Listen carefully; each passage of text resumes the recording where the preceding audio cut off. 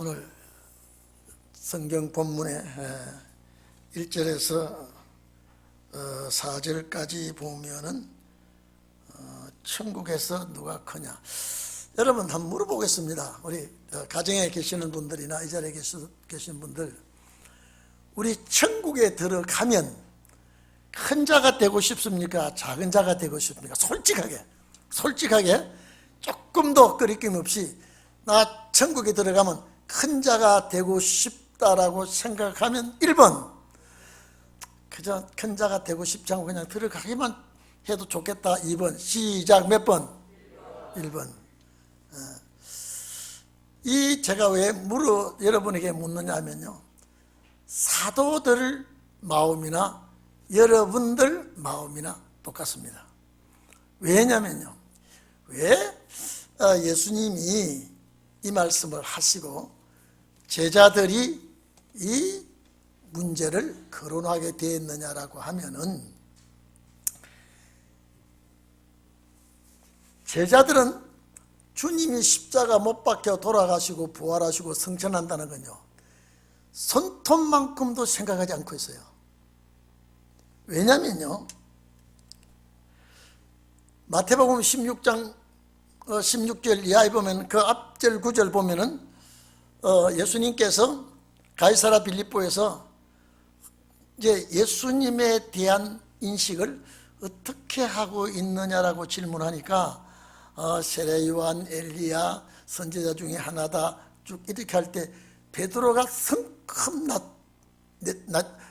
나서서 주는 그리스도시요 살아계신 하나님의 아들이십니다. 그러니까 주님이 깜짝 놀라서 아이고 바요라 시몬아, 이걸 알게 한 것은 혈육이 아니다, 하나님 아버지가 이걸 알게 했다, 이렇게 했죠. 그리고 16장 마지막 절에 보면 예수님이 이 제자들에게, 여기 섰는 자들 중에 죽기 전에 하늘나라 천국이 임하는 것을 볼 자들도 있다, 이랬거든요. 그리고 마태복음 17장 보면은 베드로와 요한, 야고보를 세 제자만 데리고 나머지 9제자는 산 아래 있게 하고 올라갔을 때에 주님의 용모가 변형이 되고 모세와 엘리야가 왔다 가고 그 놀라운 광경이 일어났거든요. 그랬죠? 그런 광경이 일어나고, 오늘 여기 17장 뒤에 보니까요, 성전세를 내는 데 있어서 사람들이 베드로에게 너희 선생은 왜 성전세를 안 내느냐라고 하니까 베드로가 물어볼 것도 없이 낸다 그랬거든요. 주님이 그걸 먼저 아시고 너 나가서 고기를 낚아봐라, 잡아봐라, 한 마리 낚일 때 입을 열면은 거기서 한 세겔이 나올 것이다. 그러면 그 한 세겔을 너 반세겔, 내 반세겔 세를 주라. 왕과 왕자는 이 세를 안 내도 되지만은 남들이 보는데 오해를 사지 않게 하기 위해서 그렇게 해라. 자, 이런 일들을 지금 다 종합해 보니까 12제자 중에 주님의 나라가 이루어지면 내가 제일 그래도 상석에 앉게 되고 주님의 제일 신임받는 제자가 되고 통치자로 치면 제가 가장 높은 자리에 앉을 수 있겠다라고 생각한 제자가 누구겠습니까? 베드로입니까? 그 다음에요, 요한과 야고보. 자, 그러면 여러분요, 주님의 생각과 전혀 다른 방향으로 가고 있습니다. 지금 예수님이 예루살렘으로 가자, 예루살렘으로 간다라고 예수님이 그렇게 말씀하니까, 야, 이제 예루살렘 가면 종교계 엎어버리고 로마 그 분봉왕도 제거해버리고 이제 주님의 나라가 바로 세워지는 줄 알았다 이 말이죠. 너무 주님과 생각이 동이서에서 먼 것 같이 너무 아니올 시다였습니다. 그래서 항상 세 제자뿐 아니라 제자들이 제일 천국에서는 큰 자가 누가 되겠느냐 이 말이죠. 제자들 중에 어떤 제자가, 다시 말해서 왕권을 받으면 최고의 큰 임금이 누가 되겠느냐? 이것이 그전에도 이런 마음이 있었지만은 이번에는 이것이 완전히 사로잡아 버렸습니다. 누가 제일 큰 자가 되겠느냐? 그래서 여기 이 내용이 마가복음 9장 33절과 37절의 내용이 있고요, 누가복음 9장 46절과 48절에 세 군데 공간복음에 이 내용이 있습니다. 그런데 이 예수님께서 오늘 여기 본문 내용보다도 마가복음 9장에 33절 이하에 보면요, 여기에 말씀보다 조금 다르게 되어 있습니다. 가버나움에 이르렀을 때에, 자, 제자들 사이에 누가 크냐라고 토론을 하고 있었다. 그래서 예수님이 너희들 무엇을 토론했느냐라고 토론한 것이 뭐냐고 질문할 때에 제자들이 입을 다물었습니다. 묵묵히 아무 대답도 하지 않고 있었습니다. 예수님이 뭘 너희들이 쟁론했느냐. 그러시면서 제자들에게 첫째가 되고자 하는 사람은 모든 사람, 무사람에게 끝이 되어야 하며 많은 무사람을 섬겨야 한다고 예수님이 말씀을 하시면서 어린아이 하나를 세우고, 그 어린아이를, 그 마가복음 9장에는 어린아이를 안으시고, 어린아이를 안고 누구든지 내 이름으로 이 어린아이 하나를 영접하면 곧 나를 영접하는 것이다. 그리고 누구든지 나를 영접하면 나를 보낸 자를 영접하는 것이다. 이렇게 예수님 말씀하시고, 누가복음 9장 46절에 보면은 제자들이 누가 크냐고 변론이 일어나니까 예수님께서 그 제자들이 하는 변론을 아시고 어린아이 하나를 데리고 와서 자기 곁에 세우고, 여기는 안았다 말은 없었지만은 누구든지 내 이름으로 어린아이 하나를 영접하면 곧 나를 영접하는 것이다. 누구든지 나를 영접하면은 나를 보내신 이를 영접하는 것이다. 너희 중에 가장 작은 자가 큰 자니라. 이렇게 말을 했습니다. 그런데 오늘 여기는 단도직입적으로 제자들이 예수님께 천국에는 누가 크니까, 지금 이 제자들 머리에는 뭐만 생각하고 있습니까? 천국만 생각하고 있죠. 그리고 천국이 이루어지면 누가 최고 높은 자리에 앉을 수 있겠느냐. 이래서 이것이 제자들 가운데 변론이 벌어지고 누가 큰 자가 될 수 있다, 누가 큰 자다, 이런 일이 일어나는 것을 주님은 아시고, 먼저 아시고, 큰 자가 되고자 하는 자는 끄트머리에 있는 자가 되고 섬기는 자가 되어라, 이렇게 말씀을 하시기 시작합니다.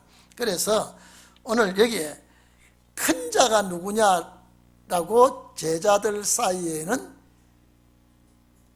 이런 변론이, 쟁론이 벌어졌는데, 주님은 제일 먼저 누가 그러면 천국에 갈 수 있느냐라고 말씀을 하십니다. 큰 자가 되기 전에 천국에 갈 수 있어야 되겠죠. 천국에 가지 않고 뭐 큰 자가 무슨 소용이 있겠습니까? 그래서 여기 본문에 예수님께 여기는 질문을 하는 걸로 되어 있죠. 천국에서는 누가 큽니까? 누가, 쉽게 말하면요, 누가 높은 자리에 앉게 되느냐 이 말이죠. 주님의 생각과는 완전히 반대입니다. 우리도 여러분, 주님의 나라가 오면, 천국이 이루어지면 큰 자가 되고 싶죠? 우리 그런 마음 다 가지고 있잖아요. 큰 자가 되고 싶다. 우리 집사님, 권사님들 그렇죠? 큰 자가 되고 싶다. 그런데 이제 제자들과의 쟁론과 변론, 예수님의 답변, 오늘 이 본문 내용 우리들을 놓고 한 말입니다. 어쨌든 우리는 천국에 간다는 전제하에서 상석과 하석을 논하지 말고 가장 겸손하고 낮은 자리에서 섬기는 자가 되라 이 말이죠. 이걸 우리에게 가르쳐 주는 것입니다. 우리에게. 그래서 자, 제자들이 질문한 그 말씀에 자, 어린아이를 불러 저희 가운데 세우시고 말씀하시죠.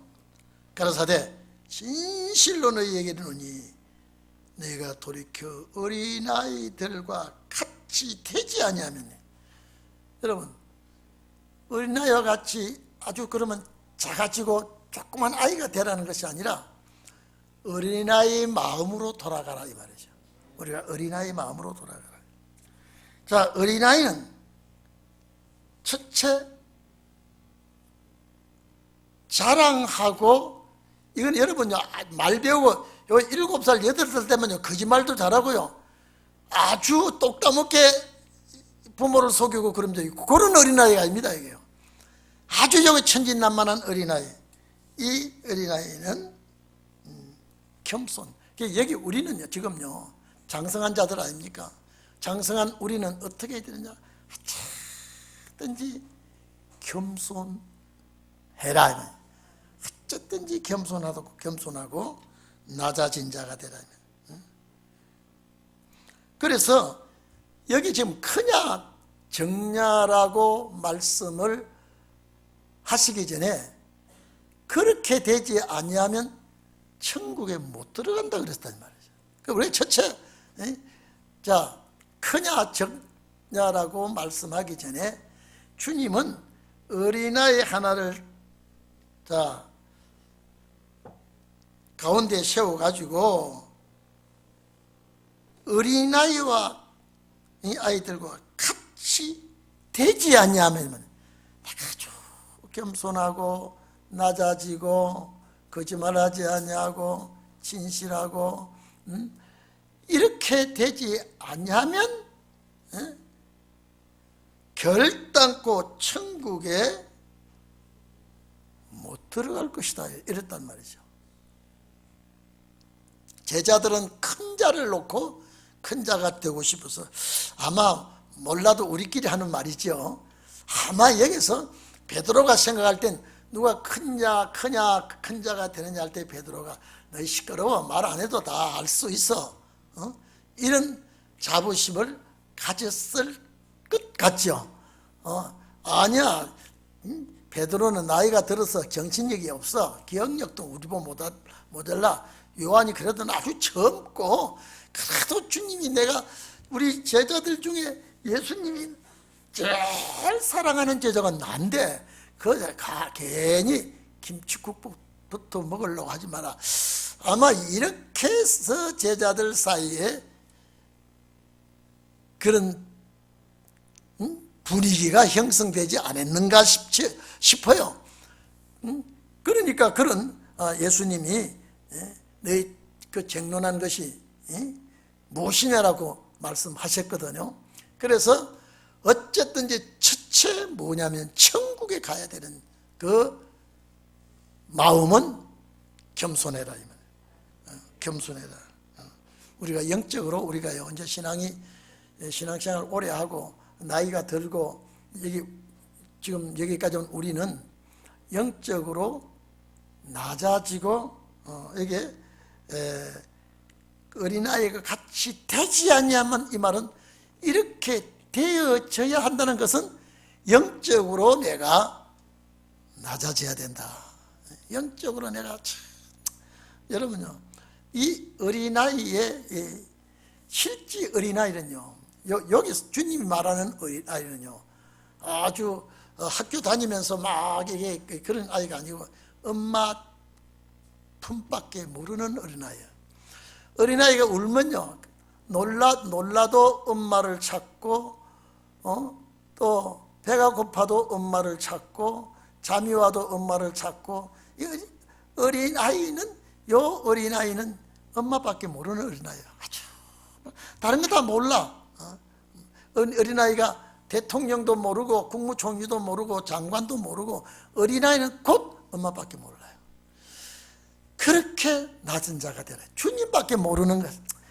내가 이래도 주님, 저래도 주님, 내가 정말로 좋아도 주님, 괴로워도 주님, 어려워도 주님.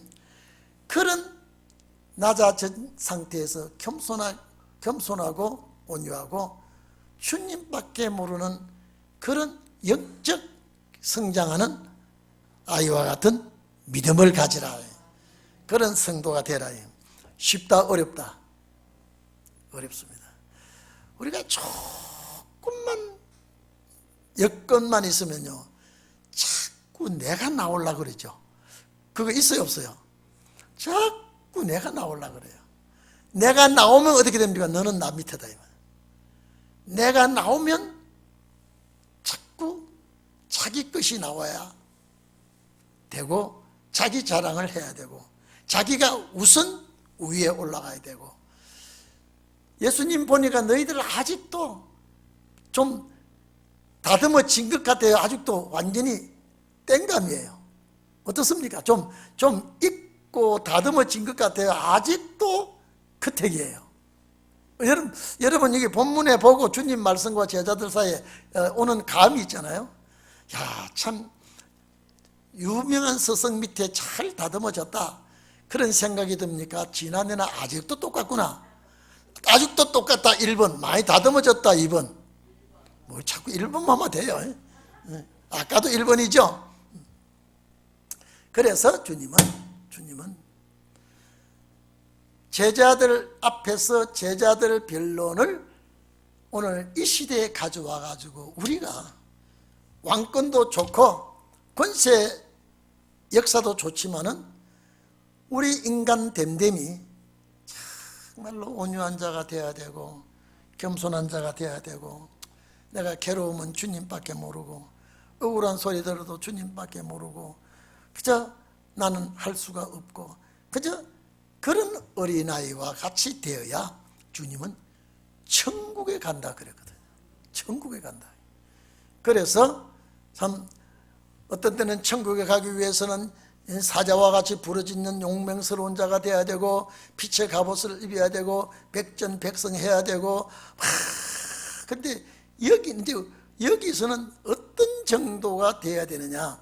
그렇게 사자와 같이 정말로 용맹스럽고 빛의 갑옷을 입고 좌우의 날성검을 가지고 싸우지만은 우리 성도들과 성도들 사이에 우리 마음은 이렇게 되도록 해라, 이 말이거든요. 그래서 어린아이와 같이 정말로 이렇게 되기 위해서는 나를 죽이고 노력을 합니다. 우리는 틀리면 삐쳐버리죠. 삐쳐요, 안 삐쳐요? 자, 집안에서도 잘 삐쳐요, 잘 안 삐쳐요? 자, 어린아이가, 갓난아이가 잘 삐쳐요. 그건 삐치는 것도 몰라요. 여러분, 상당히 이해하기가 어려운 것 같아요. 어린아이에 갖는 그런 어린아이는요, 잘 삐칠 줄도 모릅니다. 우리는 수틀리면 삐치죠. 그래서 천국 가는 그 우리가 성도와 성도 사이에 내가 주님 앞에는 정말로 온유한 자, 겸손한 자, 그저 내 입에서 은혜로운 소리, 감사하는 소리, 미소 짓는 얼굴. 그래서 어린아이가요, 여러분요, 어른들이 자면서 참 아름답게 미소 짓습니까? 이빨을 갑니까? 예? 어때요? 어린아이는요, 갓난아이에게는요, 차다가도 웃고 참 잘 웃습니다. 그래서 웃음이 복이라 그러죠. 그래서 예수님이 하신 말씀을 내가 잘 새겨들어야 됩니다. 설교하는 저도요, 어떻게 인간성 죄악성이 아직도 남아있는지요. 제가 좀 된 것 같을 때가 몇 번 있었어요. 근데 그렇다고 생각할 때는 꼭 사달이 나요. 뭐가 부딪혀요. 그러면 한바탕 해버려요. 조금 전에 내가 아무도 없이 나 혼자 있으면 천사 같아요. 여러분 혼자 있으면 천사 같죠? 근데 조금만 툭 하고 건드리면요, 나한테 이롭지 않을 때는 내 입에서 은혜로운 소리가 안 나간다 이 말이에요. 그래서 우리는 천국 가기 위해서 자꾸 노력하고 자꾸 이제 힘쓰고 어린아이와 같이 되게 해달라고. 이거는 사탄 앞에서 어린아이가 되라는 소리 아니거든요. 우리는 성도와 성도 사이에, 집사님과 집사님, 권사님과 권사님, 권사님과 집사님 사이에 우리 신앙의 식구들이니까 정말로. 그러니까 예수님께서 제자들 보고 너희가 다 제자들 보고 너희 다 어린아이같이 되라 이 말이에요. 자꾸 서로가 경쟁적으로 높은 자리에 앉으려고 하는 것이 안 좋다 이 말이죠. 그래서 어린아이같이 되라. 여러분 살로메가, 여러분요, 이 살로메도 여자예요. 예수님이 높은 자리에 앉으면 이 두 아들 좌우편에 앉게 소원했죠. 그러면 예수님이 들어줬다면 베드로가 밀려나죠. 베드로가 예수님이 살로메의 그 애원을 들어줬다면, 주님 나라에서 좌우편에 요한과 야고보가 앉았다면 베드로 밀려나 버리죠. 그러니까 제자들이 그 소리를 듣고 또 시기하고 안 좋아했다니까요. 어쨌든 우리는요,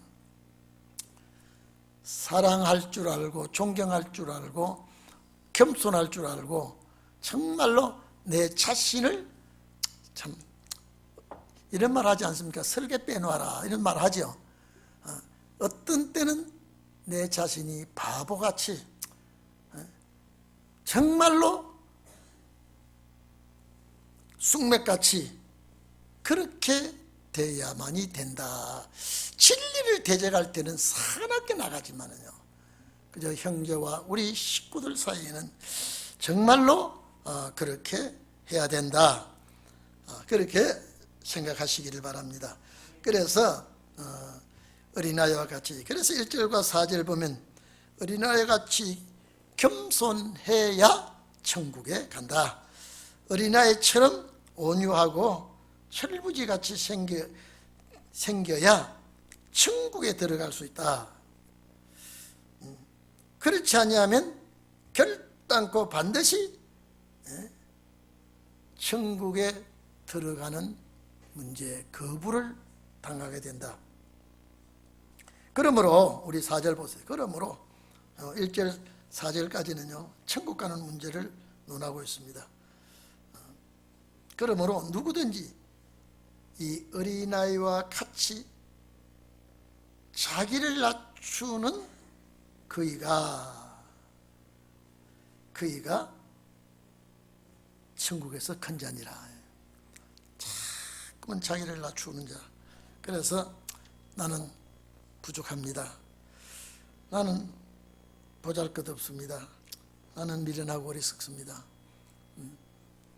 항상 자기를 낮추는 자가 천국에서 큰 자다. 큰 자다. 여러분 실제요 천국에서는요 일반 백성이 있고요, 일반 백성이 있고 왕족이 있고 왕이 있고 통치자가 있습니다. 천국에는요 실제 그 자리에 계급제도가, 천국에는 철두철면 계급제도가 있습니다. 천국에는요. 그렇기 때문에 우리 대한민국에서 사는 백성과 나라의 계급제도, 참 높은 상류층, 직위가 높은 이런 세상의 계급제도하고는요 주님 나라의 계급제도는 완전히 다릅니다. 제일 축복된 자리가 주님 좌우편 자리겠죠, 실지요. 그리고 왕들도요, 통치하는 왕들도 있고 같이 통치하는데 그 반열에 서는 왕들도 있습니다. 쉽게 말하면요 주님의 나라에는 대통령도 왕이고 국무총리도 왕이고 장관도 왕이고요. 저 통장도 이장도 왕입니다. 그 나라에서 제가 예를 들어서 말씀드리면요. 그러면 그 나라의 왕들 중에 충성과 수고와 희생과 봉사와 모든 것이 종합된 축복이 왕권 자리에 앉게 되는 것이거든요. 그래서 천국에는 정말로 일반 성도가 있고 왕이 있고 왕족이 있고 정말로 귀족도 있고 이 땅 외의 보담도 계급제도가 더 명확하고 더 정확하게 있다는 걸 우리는 알아야 되겠습니다. 여러분 예수님이 말씀했지 않습니까? 천국에 가장 낮은 자가 세례 요한보다 크다 그랬죠. 그것 보면은 천국에는 정말로 직위가 확실하게 있다는 걸 우리는 알 수가 있습니다. 자, 그리고 천국에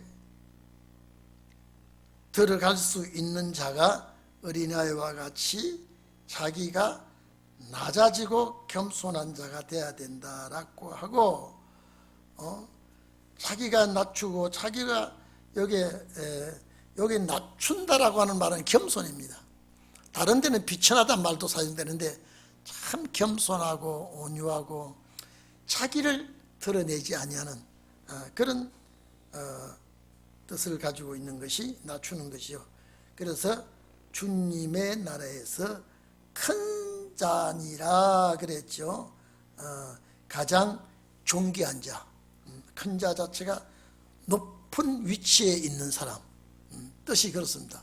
높은 위치에 있는 사람.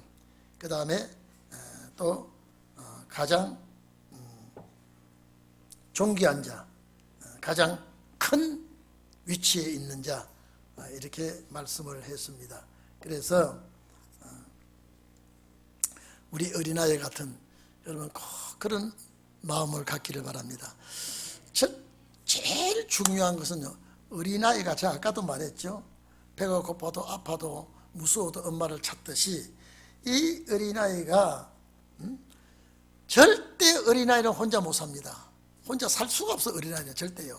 혼자 살 수가 없고 부모 품에서만이 살 수 있는 것이 어린아이입니다. 그래서 우리는 주님의 품에서만이 살 수 있는 자가 되어야 됩니다. 주님의 품에서 순진하고 진실하고 온유하고 이렇게 된 자만이 천국에서 큰 자가 되기 때문에 어린아이가 어머니 품에 안길 때가 최고 행복하다 그래요. 어머니 품에 안길 때가 최고 행복하면 우리는 주님의 품에 안길 때가 최고 행복하다고 느껴야 되겠죠. 꼭 여러분 오늘 말씀대로 사도들과 같이 되지 마시고 겸손하고 온유하고 낮아지고 우리 주님의 품을 항상 그리워하고 주님의 품에서 항상 만족을 느끼는 그런 성도가 되면 천국을 소유할 수가 있고 천국의 큰 자가 될 수 있습니다. 그래서 노력을 하고 애를 쓰고 힘을 써야 될 줄 압니다. 그래서 여기 봐보십시오. 첫째 자격은 어린 어머니 품을 그리워하고 어머니 안에서 자라나는 이 겸손하고 온유한 이 어린 아이에 대해서 우리가 그렇게 되라고 했고, 둘째는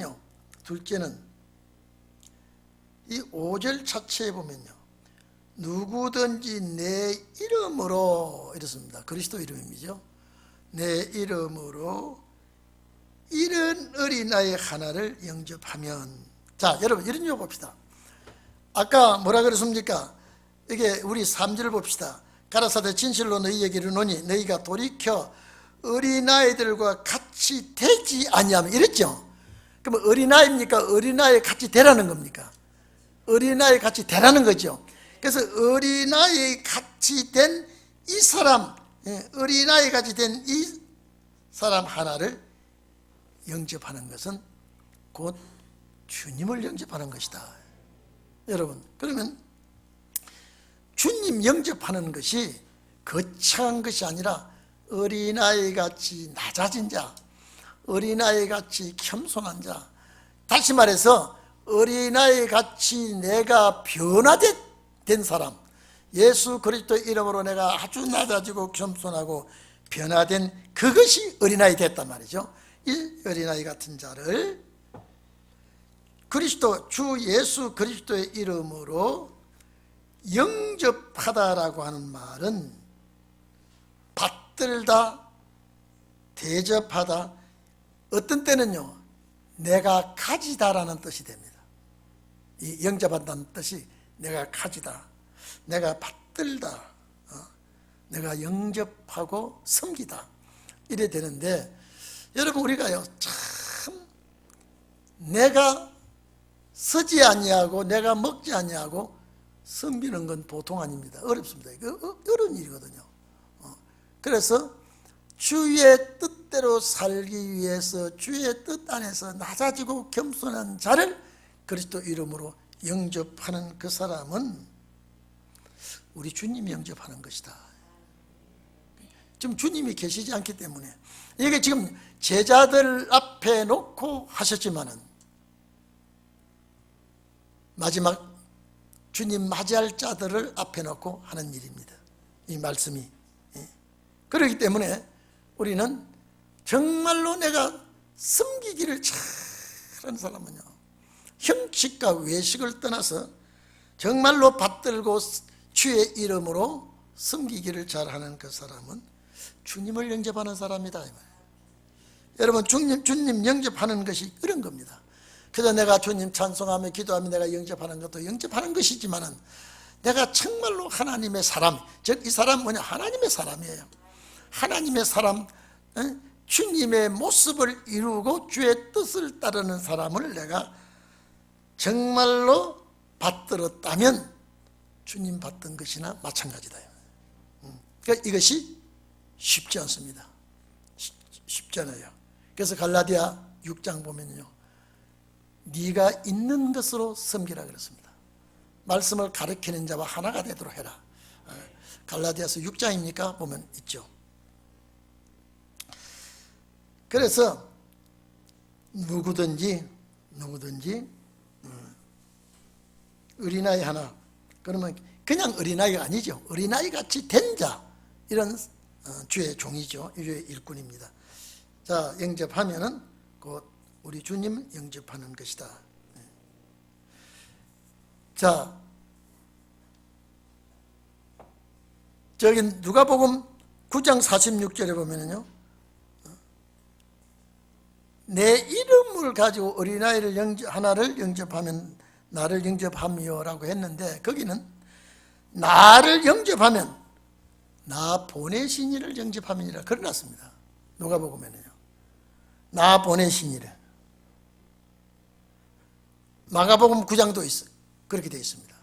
그러면 예수님을 보내신 자가 누구예요? 성부 하나님이죠.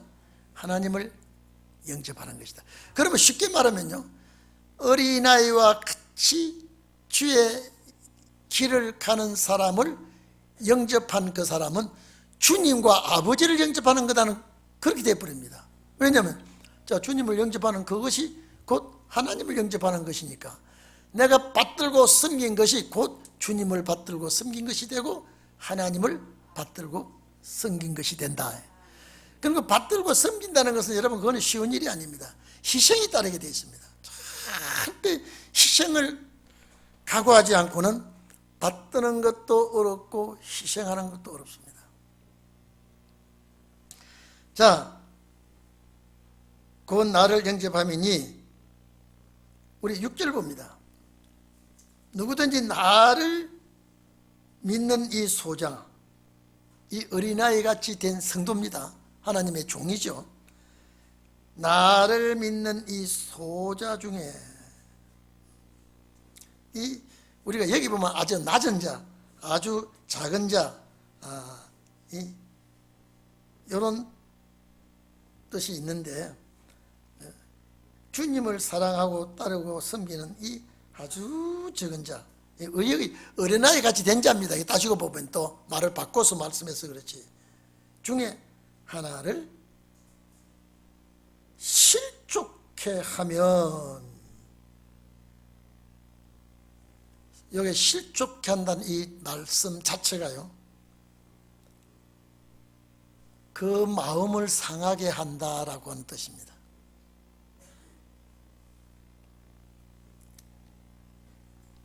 심한 감정을 상하게 한다, 또는 괴로움을 준다, 또는 불쾌하게 만든다, 또는 배신한다, 이런 뜻을 다 가지고 있습니다. 그러니까 주님이 가장 사랑하는 이 어린아이와 같이 된 이 사람을 실족케 하는 일은 절대 금물입니다.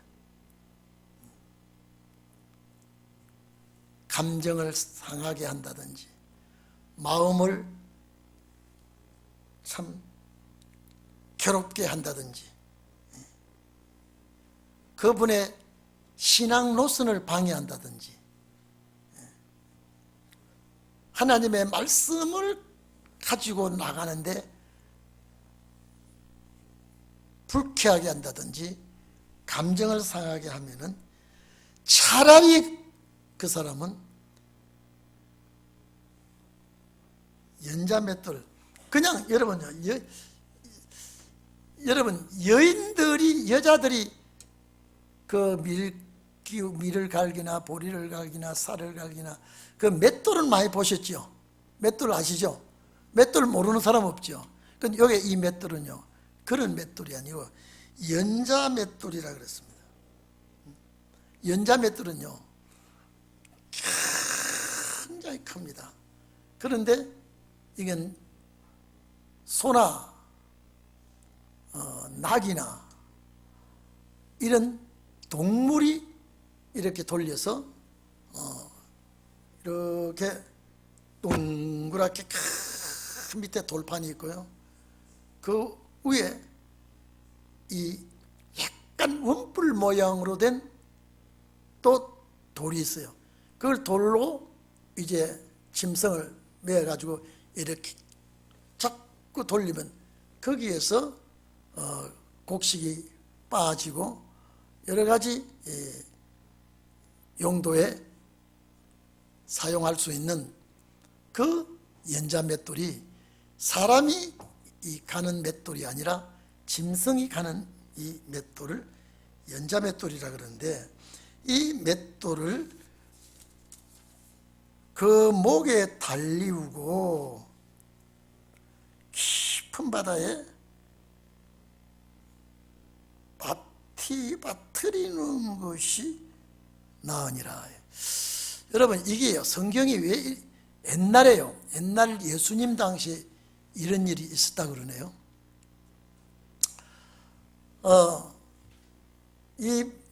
여기에 이스라엘 백성의 바다라 그러면 두 개가 있는데요, 갈릴리 바다가 있고 여매가 있습니다. 사해가 있습니다. 근데 사해는요, 웬만큼 던져 넣으면 안 깔아앉고 소금물이 하도 짜기 때문에 다 뜬답니다. 거기에 던지면요. 그렇기 때문에 아주 무거운 돌을 달아서 던져버리면 어떤 일이 있어도 뜨지 않는답니다. 그래서 그 당시에 여러 가지 죽이는 사형법인데, 특히 부모를 죽였다든지 특히 몹쓸 짓을 많이 한 자는 정말로 연자 맷돌을 목에다가 던져버린답니다. 아마 그때 이 사형법을 예수님이 말씀한 것 같아요. 그러면 이게 무슨 말이냐, 절대 천국 가는 종을 괴롭히지 말라, 이 말입니다. 이 천국 갈 준비를 된 종은 낮아진 자지요, 어린아이 같이 된 자지요, 이 섬기고 받들고 해야 되는데, 그 종에 대해서 상하게 한다든지 죄를 짓게 한다든지, 연자 맷돌을 목에 매서 깊은 바다에 던지우니 낫다 그러면, 예수님이 하신 말씀은 그 당시의 사형법을 가지고 말했지만은 그렇게 그렇게 죽이라는 것은 아닙니다. 왜냐하면 그렇게 엄한 말씀을 하신 것은 절대 그렇게 하지 말라는 소리입니다. 말라는 소리예요. 그렇기 때문에 오늘 이 성경 말씀을 보면, 그래서 특히 아내나 남편이나요, 주의를 하겠다고 열심을 낼 때, 기도하겠다고 막 애를 쓰고 할 때요, 도와줘야지 그것을 무시한다든지 방해를 부린다든지 상하게 하면 안 됩니다. 이건 절대적입니다. 특히 여러분, 제일 가정 식구가 항상 만나는 식구들끼리도 죄를 짓는 일에 동참이 되도록 해서는 안 됩니다. 그래서 예수님이 이 말씀하신 것은 절대 그렇게 하지 말라고 하는 거예요. 그렇게 하지 말고 돕고 섬기라는 말씀이지, 범죄 이런 일을 잘못했다 해서 연자 맷돌을 목에 달고 빠쳐 죽이는 것이 낫다고 한 것은 그렇게까지 하지 않도록 섬기고 봉사하고 받들고 그래야지, 절대 그렇게 하면 안 된다.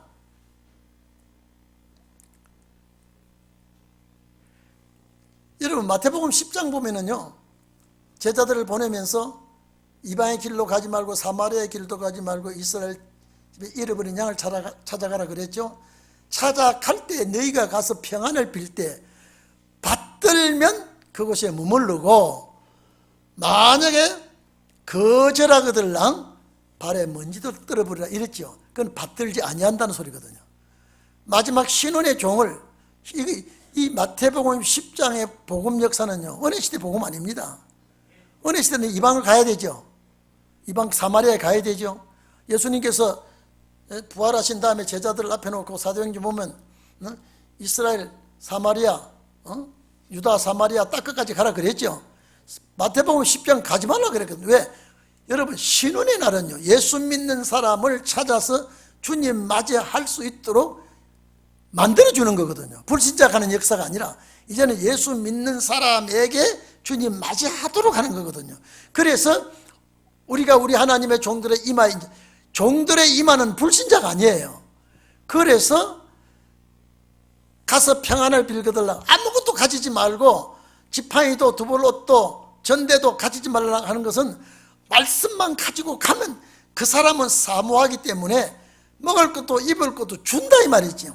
신혼이라는 그것입니다. 그런데 만약에 이걸 받아들이지 않거들랑 발에 먼지까지 떨어버리라, 이 말은 그 종을 영접지 않는다는 거거든요. 다시 말해, 오늘 여기 보면 그 소자와 같은 종을 받들지 아니한다는 소리거든요. 그래서 제일 축복이 뭐냐? 제일 축복이 뭐냐? 주의 이름으로 이런 종을 받들면 내가 그 축복을 받는 것입니다. 그렇기 때문에 이제 여러분 봐보십시오. 예수님께서 제자들이 누가 높아지느냐, 누가 제일 크냐라고 말씀하면서 쭉 주님의 말씀을 나열합니다.